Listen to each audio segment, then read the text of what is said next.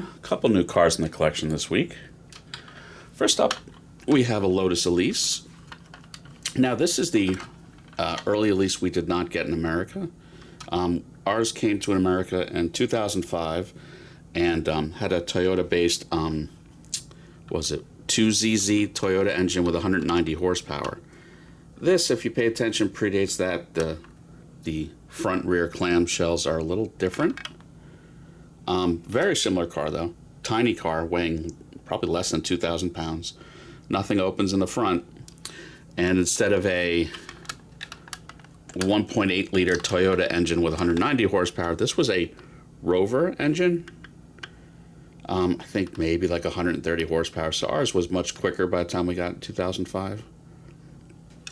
But yeah, I think this is the only brand that represents this early Elise. This is a brand called Chrono, semi-opening diecast. But for this car, it's fully opening.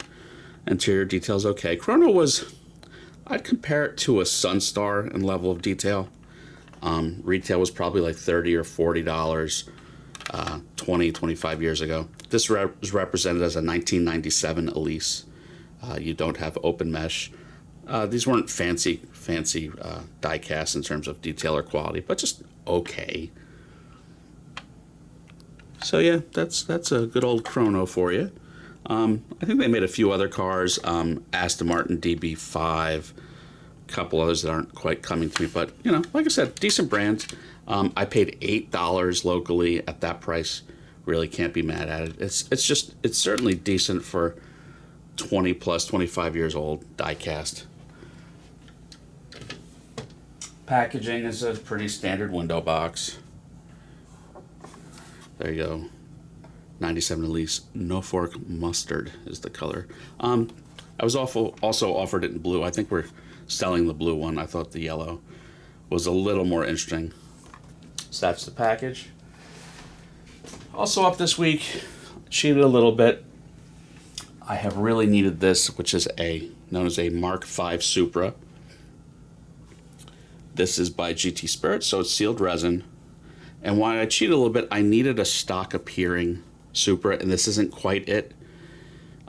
This is called the GR Heritage Edition, which was made by Toyota, but it was made for SEMA as kind of a custom. So it has very nice, but 19-inch HRE wheels. I think the brakes are a little bigger. You've got a front air dam or front splitter, non-open mesh. You've got a crazy big rear diffuser. Looks like you've got some suspension stuff represented in the hatch.